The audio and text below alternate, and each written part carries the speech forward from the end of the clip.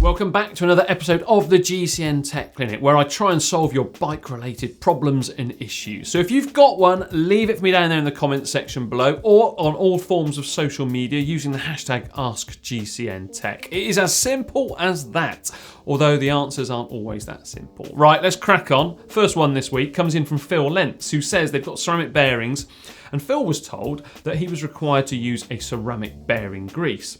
Is it true? What's the risk if you use standard grease not designed for ceramic bearings? Right, as far as I'm aware on this one, Phil, ceramic grease actually contains small little particles which allow the ceramic bearings to move more freely. If you were to use a standard grease, you're going to kind of undo any of the positive effects that a ceramic bearing could well have in its system.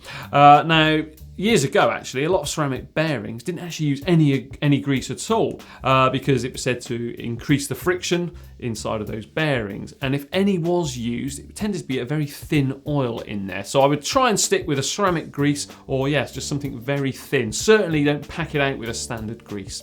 Next one comes in from Held Op Socken. Sounds like they like their socks nice and high. Let's hope you don't break the UCI's rules. Nobody likes that. Right, okay, Held Up Socken says, hey guys, I love what you're doing in this show. I have a question about the new Shimano GRX 815 Di2 Groupset. Can I mix every component with the new Ultegra R8070? Especially, can I use the GRX 815 shifters with brakes with Shimano R8070 derailleurs, crank and cassette? Yep, I had a little play around with a few spare parts kicking around in the workshop and it works absolutely fine. So go ahead, mix and match those components to your heart's content. It'll work a-okay. And make sure those socks stay nice and held up. Next one comes in from David Collins.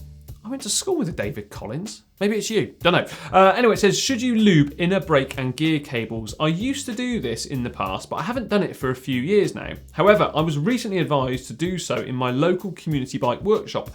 Is there a definitive answer on this one? Right. Nice question, actually. Now, loads of new cables, particularly the higher end ones, actually come pre-lubed. Now, when you look at them, you think, well, there's no lube on that whatsoever, but it's actually a very thin coating of PTFE on the inner cables, and then on the outer cable, on the internals of that, they tend to have a coating on there too. So if you were to chuck some lube on there, well, if anything, it's going to gunk up the workings, and it's not going to flow or move quite as easily as it should. However, you can lube up some cables, particularly if you're using old ones or some lower end ones.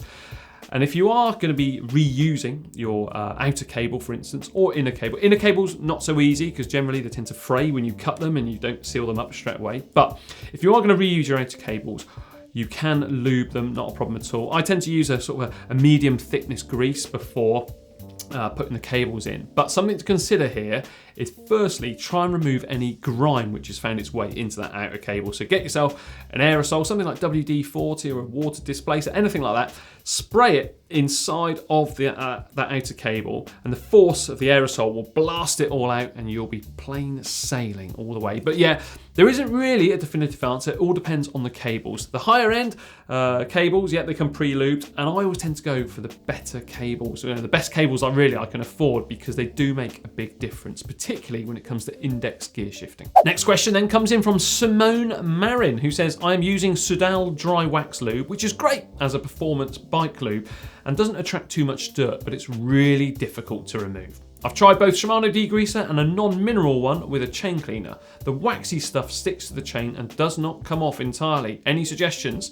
Right then, Simone, without loads of elbow grease, then yeah, you are going to require something fairly strong. So something I've used in the past is a product called Geyser. It's more of an automotive product for cleaning engines, that sort of thing, but it does a fantastic job.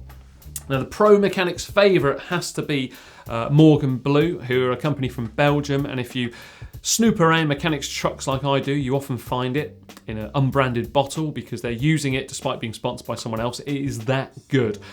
But the best thing has to be either petrol or diesel. It's bad for the environment, it's bad for you, it's horrible stuff, but it does a great job of removing grime from chains. It all depends really on exactly, what you want to put yourself through. I wouldn't recommend the petrol or diesel purely for the environmental reasons. So try something like Geyser or that Morgan Blue stuff. Unless, of course, you want to use the good old elbow grease. Next question comes in from Dustin Smith. Hi John, love the show. You're more than welcome, Dustin. I use an 11 to 25 cassette on my Cervelo S5, which works well in my local training rides in the relative flat areas where they live. However, a good deal of the Gran Fondos and other events that Dustin does are in the mountains, so he wants to switch to an 11 to 28 cassette. Dustin wants to know, do they need to add a link or two to the chain to support the larger cogs? Additionally, can Dustin use the same chain if they use an 1125 on a different wheel set and 1128 on the climbing wheels? Thanks for the help. Right, this one, Dustin, depends on how much chain you have already. It's a bit like the old saying, how long is a piece of rope? I don't know without seeing on your bike, but what I would do personally is just get yourself another chain. That way, if you put 1128 cassette in and you realise, oh, I need some extra chain, you can just put a new chain on, because buying that new chain is not necessarily going to be a bad investment. Even if you don't need it because your current chain is okay, you are going to need a chain at some point anyway. But one thing here I really want you to consider, I don't know, you don't mention in there what group set you're using, is actually make sure that the rear derailleur can accommodate that 28 tooth. It's very likely to if it's pretty modern. If it's anything older than, say, 15 years, it's pretty unlikely it will, and you might need to do a little bit of jiggery pokery, but we can tackle that another time if you run into that problems. But yeah, get yourself another chain just on the off chance that it does need lengthening. Right now, Casinus, I hope I've said that one right, has said, hashtag Ask GCN Tech, very important that, I must say. Will a Shimano 105 5800 crankset be compatible with a Dura Ace 9100 group set? They've had a couple of problems along the way, a couple of them are broken. Now, the 105 5800, Casinus says, is still a Holotech 2 crank, but is it backwards compatible being a different generation design? Will it work with the front derailleur, thinking the chain line, chain ring spacing, the offset, etc.? Now, this one, nice and simple. Yes, it will work. I've done it myself. I run a 5800 crank on one side and a 9000 on the other, and I've even put a 9100 on there, and it works absolutely fine. And just to check, I even did it the reverse as well, because I'm good like that. Yeah, it works absolutely spot on. Right, and the final one this week comes in from Iban Block, or Iban Block. Not sure how you pronounce that second character in your name. Anyway, right, the question is, I have a gravel bike and would like to try a more aggressive position. Right now it has the original 7 degree 100mm stem. Would it be worth trying a 10, 14 or 20 degree stem? Are there any considerations I should make in stem length? Right, firstly, you need to look at a minus number or even a 0 number on that stem. But the best thing you could do here is actually head on over to a website. Now, it's going to be on screen right now. Now, this is a stem calculator website. So you put in your head tube angle, you put in the stem angle and the stem length, and it gives you exactly how much your bars are going to drop with all that information. It's fantastic. I've used it over the years, and I want to slam a stem, go nice and low. You know, and obviously I'm constrained by what I can physically do with my own body and the setup I've been given.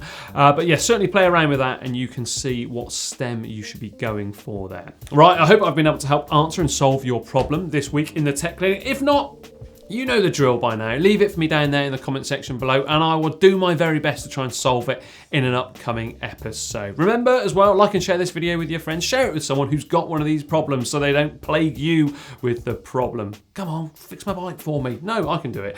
Right, and remember as well, check out the GCN shop at shop.globalcyclingnetwork.com for 2 more cracking videos. How about click just down here, and I'll see you very soon.